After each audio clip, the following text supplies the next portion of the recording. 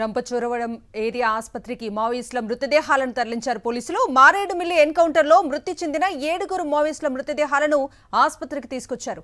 మృతదేహాలను గుర్తించేందుకు కుటుంబ సభ్యులకు సమాచారం ఇచ్చారు. 7 మృతదేహాలకు రేపు పోస్టుమార్టం జరగనుంది. ఇక నిన్న ఎన్కౌంటర్లో మృతి చెందిన హిడ్మాతో పాటు మిగిలిన మావోయిస్టు మృతదేహాలకు పోస్టుమార్టం జరుగుతోంది. రంపచోడవరం ఏరియా ఆసుపత్రికి మావోయిస్టుల మృతదేహాలను తరలించారు పోలీసులు. ఇదే అంశానికి సంబంధించి పూర్తి డీటెయిల్స్ అందించడానికి మా ప్రతినిధి హరీష్ లైవ్ లో జాయిన్ అవుతున్నారు. హరీష్, కవిత, కేవలం 24 గంటల్లోనే రంపచోడవరం ఏజెన్సీ ముఖ్యంగా మారేడుమిల్లి మండలంలో 2 ప్రాంతాల్లో 2 ఎన్కౌంటర్లు జరిగినాయి. మొత్తం దేశవ్యాప్తంగా కలకలం సృష్టించింది. 13 మంది మావోయిస్టులు, అందులో ప్రధానమైన 2 వ్యక్తులు కూడా ఈ ఎక్స్చేంజ్ ఎఫ్ఐఆర్లో మృతి చెందడం జరిగిందని పోలీసులు చెప్తున్నారు. ప్రధానంగా నిన్న జరిగిన ఎన్కౌంటర్లో హిడ్మా, అతని భార్య, మావోయిస్ట్ అగ్రనేత హిడ్మా, అతని భార్య చనిపోయారు.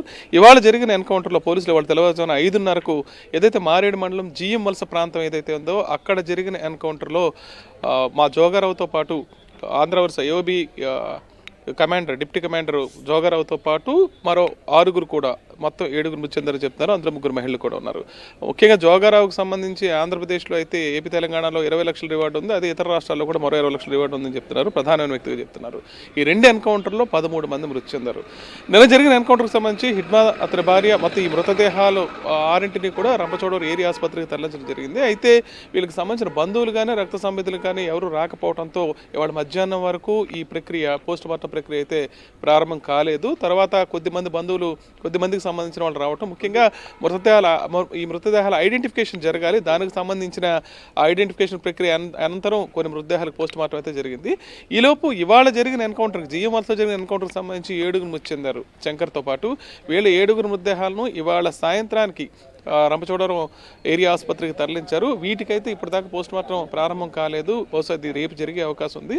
ఈ మృతులకు సంబంధించిన బంధువులకు కూడా సమాచారం ఇచ్చి వాళ్ళని కూడా పిలిపించే ప్రయత్నం చేస్తున్నారు. ముఖ్యంగా ఈ ఐడెంటిఫికేషన్, ముఖ్యంగా మృతదేహాలను గుర్తించే ప్రక్రియ అయితే పూర్తి కావాలి. అనంతరం పూర్తయిన తర్వాతే వాటికి ఈ పోస్ట్ మార్టం చేయాల్సి ఉంటుంది. ఆ ప్రక్రియ అయితే కొనసాగుతుంది. మరోవైపు పోలీసులు అయితే దీనికి ఆపరేషన్ సంభవ్ అని పేరు పెట్టారు.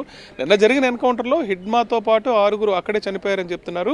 ఆ తర్వాత 15 మంది వరకు నక్సలైట్లు, ఈ మావోయిస్టులు తప్పించుకున్నారు. వారిలో ఇవాళ 7 అయితే ఎక్స్చేంజ్ ఎఫ్ఐఆర్లో మృతి చెందటం, వాళ్ళ మృతదేహాలు కూడా దొరకడం జరిగింది.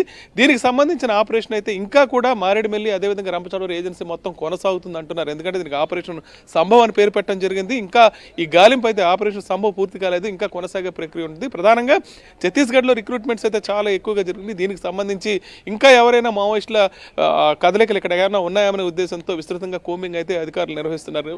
కవిత, ప్రస్తుతానికైతే మొత్తం తూర్పు ఏజెన్సీ అంతా కూడా జల్లెడ పట్టే పరిస్థితే మనకు కనిపిస్తుంది. ఇవాళకి 2 ఎన్కౌంటర్ల పరిధిలో సంబంధించి 13 మృతదేహాలు అయితే రంపచోడవరం ఏరియా ఆసుపత్రికి తరలించడం జరిగింది. Kavitha. Right Harish, thank you.